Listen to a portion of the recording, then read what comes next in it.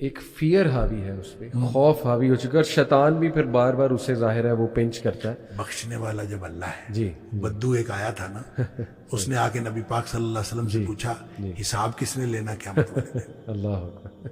نبی کریم صلی اللہ علیہ وسلم فرمایا اللہ نے. وہ خوش ہوتا ہوا اچھلتا ہوا چلا گیا. اس نے کہا اگر اللہ نے حساب لینا تو پھر میں تو بخشا گیا. تو دیکھیے گمان چیک کریں، یہ تو ایمان ہے. اللہ نے جب حساب لینا ہے تو اللہ تعالیٰ تو مجھے معاف کر دے گا. تجھے ایمان کی یہ کیفیت ہوگی تو انشاءاللہ کوئی مسئلہ نہیں. میں آپ سے شاید یہ پوچھنا چاہتا ہوں کوئی ایسی دعا بتا دیں اس فیئر کو اوور کم کرنے کی. جیسے آپ نے ایک تو یہ اللہ اللہ ربی لا شرک بی شیئا، اور کچھ ایسے کلمات پتہ لگ جائیں جو دعا کریں تو ایک تقویت ملے. تو استغفار جو ہے نا صحیح بہت بڑی چیز ہے. استغفار کے بہت سارے کلمات حدیث کے اندر آئے.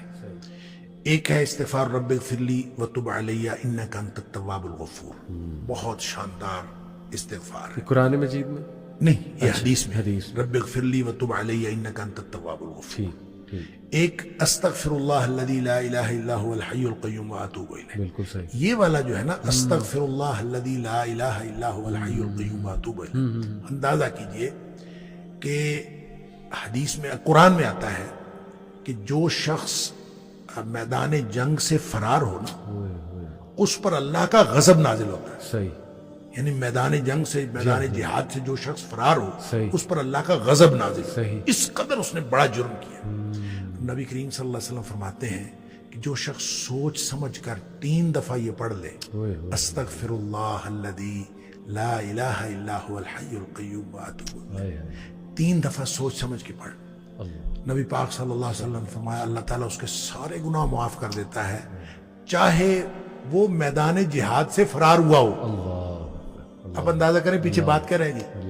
یعنی اتنا بڑا اگر گناہ اس سے سرزد ہوا ہے اور وہ اللہ سے معافی مانگتا ہے استغفر اللہ الذی لا الہ الا هو الحی القیوم 3 دفعہ یہ کہتا ہے تو اللہ تعالیٰ اس کے سارے گناہ معاف کر دیتا ہے. پھر حدیث میں آتا ہے کہ سبحان اللہ و بحمدہ، جو شخص یہ 100 دفعہ پڑھتا ہے سبحان اللہ و بحمدہ، بس اتنا، اور اللہ تعالیٰ اس کے گناہ معاف کر دیتا ہے چاہے سمندر کی جھاگ کے برابر ہو.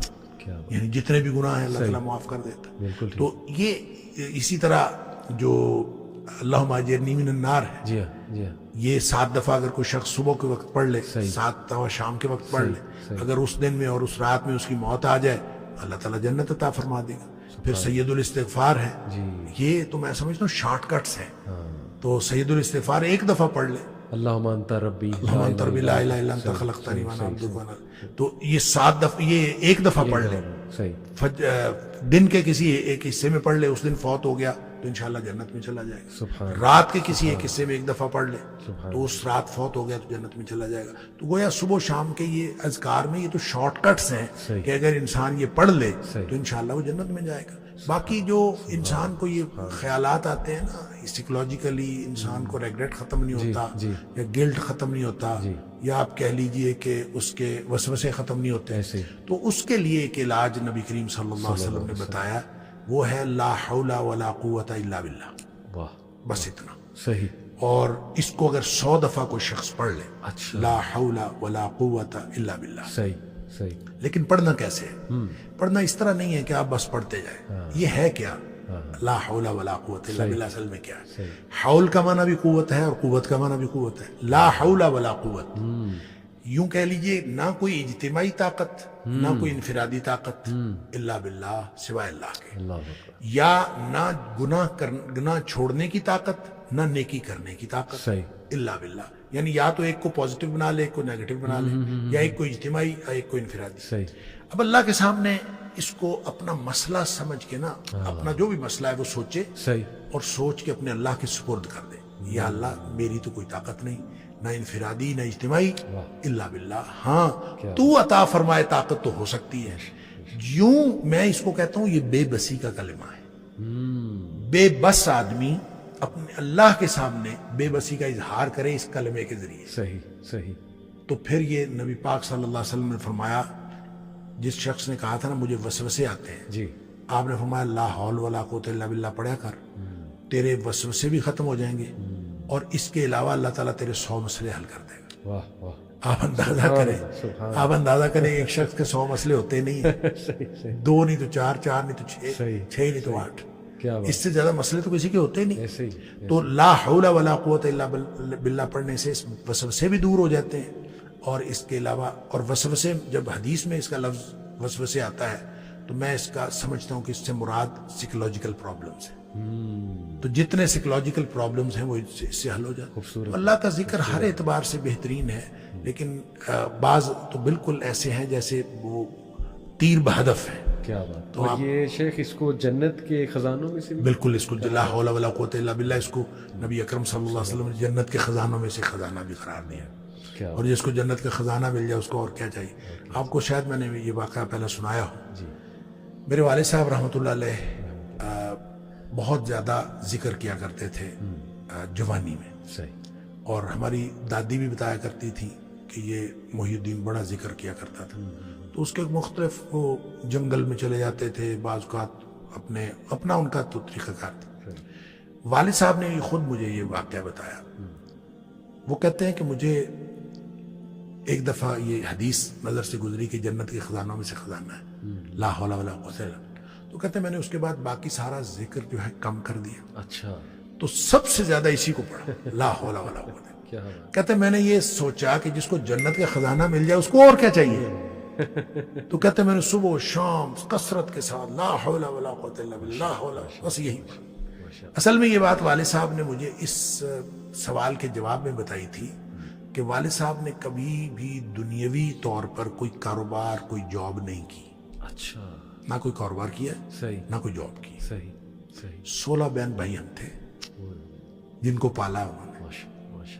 تو میں نے ایک دفعہ ان سے پوچھا تھا کہ ابا جی آپ کو کبھی زندگی میں کاروبار کرنے کا خیال نہیں آیا؟ ان کا آیا تھا. ان کا کاروبار کا خیال آیا تھا جوانی میں. پھر انہوں نے یہ واقعہ بتایا.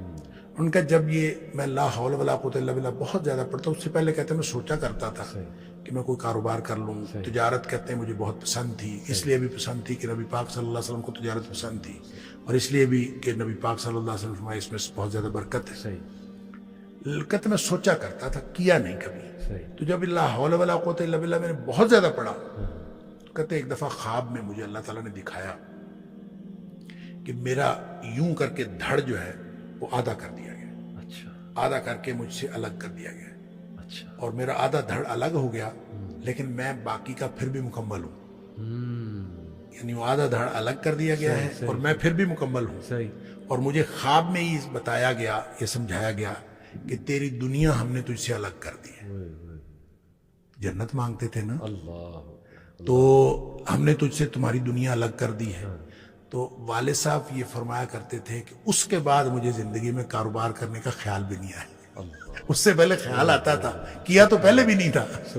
اس سے پہلے خیال آتا تھا، اس کے بعد کبھی کاروبار کرنے کا خیال بھی نہیں آیا. کیا بات ہے. یہ کاش کی باتیں ہمیں سمجھ لگ جائیں. میں بس ایک اور چھوٹا سا واقعہ آپ ہی کی اس بات سے یاد آ گیا. خالد بن ولید رضی اللہ تعالیٰ عنہ، آئی تھنک یہ جو رومیوں کے خلاف جنگ تھی اس میں وہ اکیلے ہی نکل جایا کرتے تھے، اور یہ ان کی عادت تھی اکثر پیٹرولنگ کرنے. دشمن کے خیموں تک پہنچ جایا کرتے تھے، دیکھتے تھے کہ کتنے ہیں اور کیا معاملات ہیں، ویپنری کون سی ہے. تو صحابہ نے انہیں منع بھی فرمایا کہ آپ جو ہے ہمارے کمانڈر ہیں، آپ اکیلے اس طرح نکل جایا کرتے ہیں.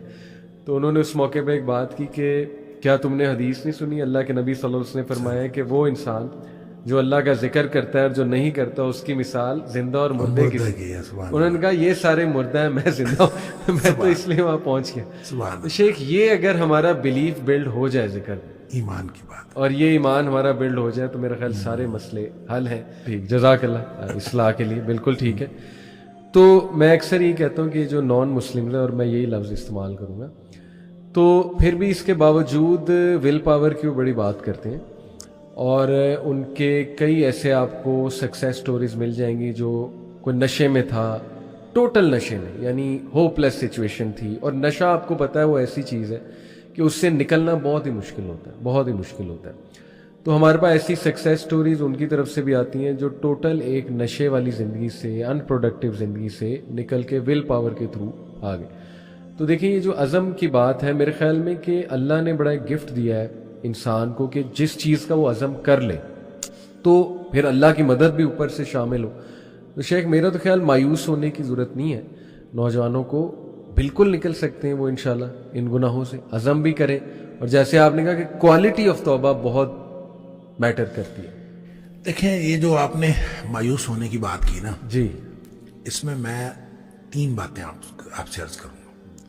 سب سے پہلی بات تو یہ ہے کہ سورہ زمر کی ایک آیت ہے جس کو مفسرین کا خیال یہ ہے کہ قرآن پاک کی سب سے زیادہ امید افزا آیت، یعنی اس سے بڑی کوئی امید افزا آیت اور ہو نہیں سکتی جتنی یہ آیت. اور وہ کیا ہے؟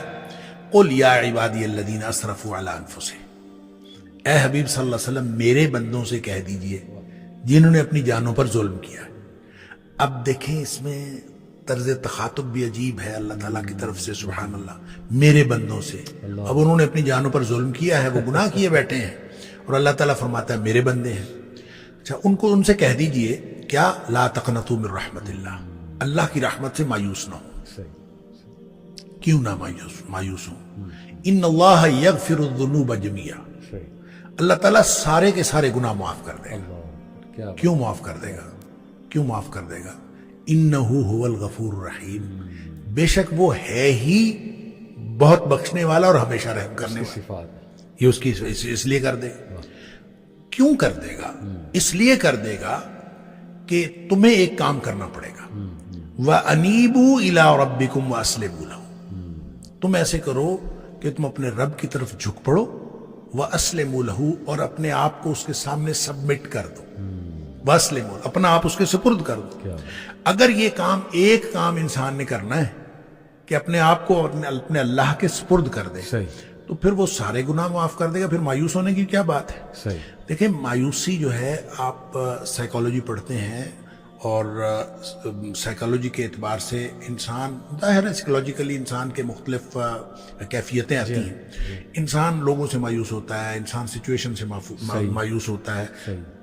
انسان کی مایوسی کے لیولز بھی بہت ہیں اور اس کی کیفیتیں بھی بہت ہیں. بالکل ٹھیک.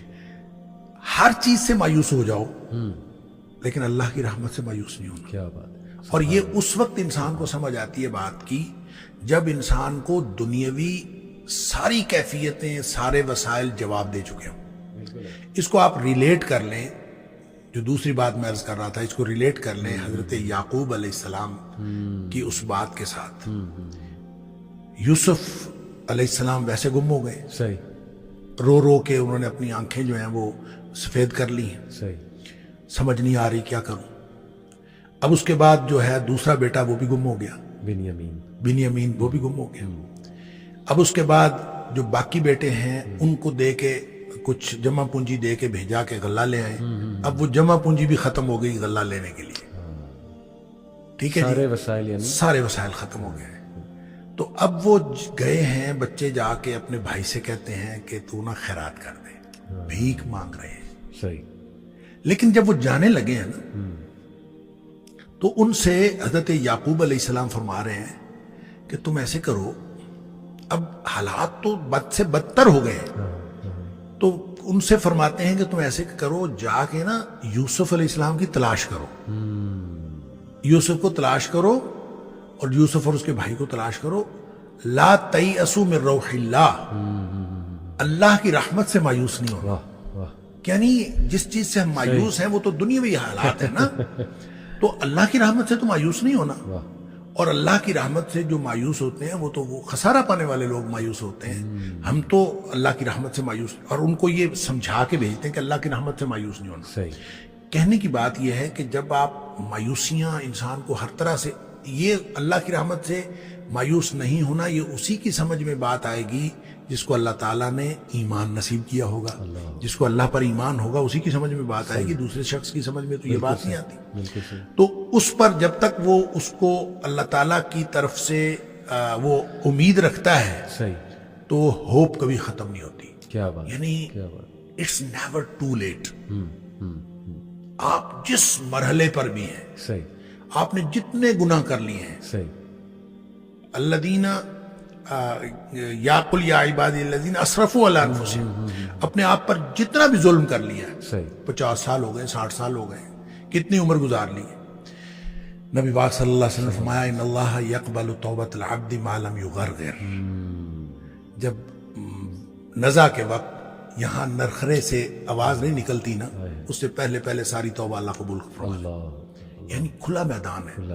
اور جب آپ نے توبہ کر لی اس وقت کہ پتہ کیا ہوگا، التائب من الذنب کمن لا ذنب لہ، اللہ گناہ سے توبہ کرنے والا ایسا ہے جیسے اس نے گناہ کیا ہی نہیں، کیا بات، فوراً ہی کھاتا صاف کلیئر، صحیح اور گویا آپ زیرو سے سٹارٹ لے رہے ہیں۔ اللہ، تو جب آپ کسی بھی وقت کسی بھی لمحے آپ کو یہ خیال آ گیا تو اللہ کی طرف سے دیر نہیں ہے، آپ کی طرف سے دیر ہے۔ اللہ کی طرف سے تو ہر وقت وہ کھلا ہے معاملہ۔ بالکل صحیح، اب دیکھیں یہ جو توبہ ہے نا، یہ اتنا بڑا عمل ہے، یا یوں کہہ لیجئے کہ اتنا بڑا یہ استحقاق ہے، یہ پچھلی امتوں میں نہیں تھا۔ صحیح، اور وہ واقعہ ہم پڑھتے ہیں حدیث کے اندر، بخاری شریف کے اندر یہ ہے واقعہ کہ وہ نبی پاک صلی اللہ علیہ وسلم نے بتایا کہ ایک شخص نے 99 قتل کیے تھے، جی ہاں، جی ہاں، وہ کیا ڈھونڈ رہا تھا؟ صحیح، حل لہ من توبۃ، کیا کوئی واپسی کا رستہ ہے؟ بالکل صحیح، بالکل صحیح، وہ حدیث کے الفاظ ہیں، جی ہاں، حل لہ من توبۃ، وہ پوچھتا تھا کیا اس کے لیے کوئی واپسی کا رستہ ہے؟ تو فد اللہ علی راہب، کسی راہب نے جا کے، کسی راہب کا پتہ کسی نے بتایا، اس نے راہب جا کے یہی پوچھا تھا، حل لہ من توبۃ، کیا اس کے لیے واپسی کا رستہ ہے؟ تو وہ کہتا لا، تیرے لیے واپسی کا کوئی رستہ نہیں۔ اس نے اس کو اس لیے قتل کیا تھا کہ اس نے کہا تھا تیرے لیے واپسی کا رستہ کوئی نہیں ہے۔ تو فکمل بہ مئۃ، 100 پورے ہو گئے۔ اچھا 100 قتل کر کے، لیکن دل میں وہ جو ارج تھی نا، وہ پھر تڑپی، اور پھر وہ پوچھتا پھرتا تھا حل لہ من توبۃ، کوئی ہے واپسی کا رستہ؟ صحیح، تو یہ پوچھتا پھرتا تھا کہ اس کے لیے واپسی کا کوئی رستہ ہے، تو پھر کسی عالم کا پتہ بتایا گیا، صحیح، اور پھر عالم نے، وہ آگے پھر پوری سٹوری ہے کہ عالم نے کہا کہ انطلق الی ارض کذا و کذا، فلاں بستی چلا جا، صحیح، صحیح، اور وہاں پہ کچھ لوگ ہیں جو اللہ کی بندگی کرتے ہیں، تو بھی جا کے اللہ کی بندگی شروع کر دے، صحیح، فاعبد اللہ معہم، تو جا کے اللہ کی بندگی ان کے ساتھ شروع کر دے، تیرے سارے گناہ معاف ہو جائیں گے۔ اب یہ دیکھیں، اس کا مطلب یہ ہوا کہ انسان نیکی کرے گا نا جی، تو اس کے گناہ معاف ہو جائیں گے۔ قرآن نے اصول دیا، ان الحسنات یذہبن السیئات، جو نیکیاں ہیں یہ گناہوں کو ویسے ختم کر دیتے ہیں۔ بالکل ٹھیک، بالکل ٹھیک، ایک شخص سے گناہ ہوا، صحیح، اور نیکیوں کا مطلب صرف نمازیں پڑھنا نہیں ہے، صحیح، ساری عبادات ہے۔ ایک شخص سے گناہ ہوا، نبی پاک صلی اللہ علیہ وسلم کے پاس آیا، اللہ کے رسول صلی اللہ علیہ وسلم مجھ سے یہ گناہ ہو گیا، آپ نے فرمایا جا کے والدہ کی خدمت کر، تیرا گناہ معاف ہو جائے گا۔ اللہ، وہ کہتا ہے اللہ کے رسول صلی اللہ علیہ وسلم میری والدہ تو ہے ہی نہیں، فوت ہو گئی۔ آپ نے فرمایا تیری خالہ ہے؟ کہتا ہے ہاں خالہ ہے۔ آپ فرمایا جا کے خالہ کی خدمت کر، تیرا گناہ اللہ تعالیٰ معاف کر دے۔ سبحان اللہ، اب دیکھیں یہ کیسی کیپیسٹی ہے اور کیسی گنجائش ہے جو ہمارے لیے واپسی کا رستہ رکھا ہے، اور یہ ایسے نہیں ہے۔ صحیح، میں یہ کہا کرتا ہوں کہ یہ رحمت للعالمین کا انتخاب ہے اور اللہ کی رحمت ہے، صحیح، جو دروازہ ہمارے لیے توبہ کا کھلا ہے، اور اس کی بھی تفصیل نبی پاک صلی اللہ علیہ وسلم نے بتائی کہ ایک دفعہ کفار مکہ نے نبی کریم صلی اللہ علیہ وسلم سے یہ خواہش کی تھی کہ آپ نہ اللہ سے دعا کریں جی، کہ یہ صفا کی پہاڑی سونے کی بن جائے، اچھا، اگر یہ پہاڑی سونے کی بن گئی نا تو ہم سارے مسلمان ہو جائیں گے۔ صحیح، اب نبی پاک صلی اللہ علیہ وسلم کا تو یہی مطمع نظر ہوتا تھا کہ سب لوگ جو ہیں جہنم سے بچ کر جنت میں جانے والے بن صحیح، گئے، لہٰذا آپ نے فوراً اللہ سے دعا کر دی کہ یا اللہ صفا کی پہاڑی سونے کی بنا دے۔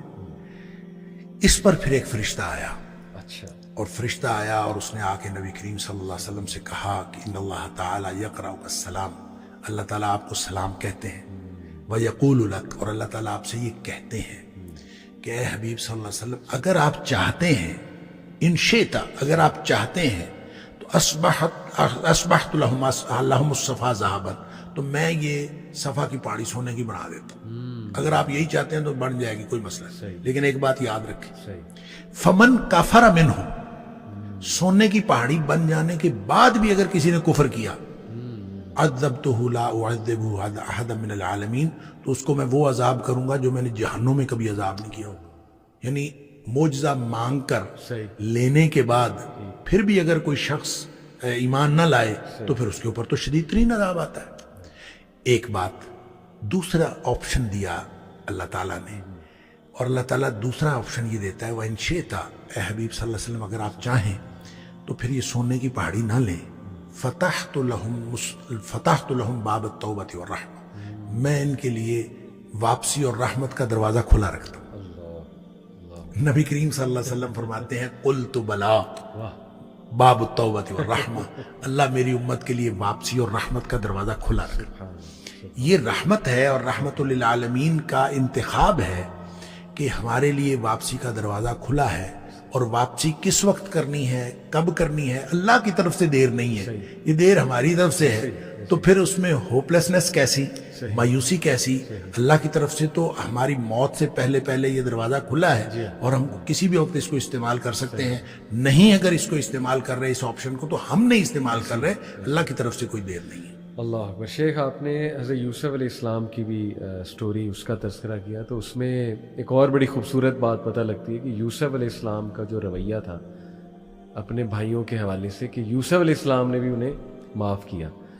तो किसी को माफ़ करने का क्या हदीस में हमें, कुरान और हदीस में हमें इसके जो है वो क्या वो मिलते हैं फजीलत? सुभान अल्लाह। देखें, आप ना इसको एक और वाक़े के साथ अटैच कर लें जी, कि जब वाक़या इफ्क हुआ है ना, हज़रत आयशा सिद्दीक़ा रज़ी अल्लाह ताला अन्हा पर बहतान लगा, बिल्कुल, तो उसमें जो लोग इन्वॉल्व थे उसमें एक मिस्ताह बिन उसासा था। जी हाँ, जी हाँ, और मिस्ताह बिन उसासा उन लोगों में से था जिनका वजीफा हज़रत अबू बकर सिद्दीक़ रज़ी अल्लाह ताला ने मुकर्रर किया। ऐसे ऐसे अब हज़रत अबू बकर सिद्दीक़ रज़ी अल्लाह ताला ने तय कर लिया कि जब अल्लाह ताला ने कुरान में हज़रत आयशा की बरात नाजिल फरमा दी, हज़रत आयशा रज़ी अल्लाह ताला अन्हा की, तो हज़रत अबू बकर सिद्दीक़ रज़ी अल्लाह ताला ने तय कर लिया कि आइंदा मैं मिस्ताह को वजीफा नहीं दूंगा।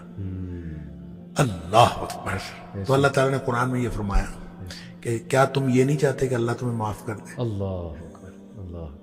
अगर तुम ये चाहते हो कि अल्लाह तुम्हें माफ़ कर दे, तो फिर अल्लाह के बंदों को भी माफ़ कर दे। वाह, सिंपल इज दैट। क्या बात, क्या बात, जब अल्लाह के बंदों को माफ़ करोगे तो फिर अल्लाह से माफ़ी की तवक्को रखो, क्या बात, और अगर आप अल्लाह के बंदों को माफ़ नहीं करते तो फिर अल्लाह से क्या तवक्को रखते हो कि अल्लाह ताला तुम्हें माफ़ करे? सुभान अल्लाह। तो ये तो उसूल है सीधा सादा सा सही, कि आप लोगों को माफ़ी देते रहेंगे तो इससे, वो हमारे एक उस्ताद मोहतरम कहा करते थे कि जब आदमी सुबह घर से निकले ना, सही, तो उसको दोनों जेबें माफियों से भर के निकलना चाहिए। एक जेब वो जिसमें माफियां देनी है और एक जेब वो जिसमें माफियां मांगनी है। सही, लिहाजा जहां थोड़ी सी गलती हो वहीं फौरन माफी मांग लें, और जहां किसी से थोड़ी सी गलती हो वहां फौरन माफी दे दें, ताकि शाम को जब वापस आए तो कोई चीज इसके जिम्मे ना हो। और ये इस तरह का आदमी को तरीकाकार बनाना पड़ेगा, मगर ना अल्लाह से माफी मांगना, अल्लाह से माफी मांगना आसान है, सही, माफी लेना मुश्किल है। कि जब तक आप अपने आप को अपने डिटर्मिनेशन के साथ, जो पहले भी हमारी बात हुई कि तौबा की क्वालिटी का मसला है, अल्लाह ताला की तरफ से माफी दिए जाने का या तौबा की कबूलियत का कोई मसला नहीं। क्या बात है, क्या बात है। और ये भी आपने बड़ी खूबसूरत बात की कि देखें दूसरों के काम आना, जैसे वो नबी अकरम सल्लल्लाहु अलैहि वसल्लम ने उन सहाबी को कहा कि आप अपनी खाला की खिदमत करो, वालदा नहीं हया, तो खिदमत खल्क, दूसरों के काम आना, वो भी एक बड़ा क्विक जरिया है मेरा ख्याल अल्लाह रब्बुल आलमीन की देखिए, जब खुशनुदी। हम कहते हैं ना इन्नल हसनात, कुरान कहता है इन्नल हसनात युद्धिबन सय्यात, कि नेकियां गुनाहों को मिटा देती हैं।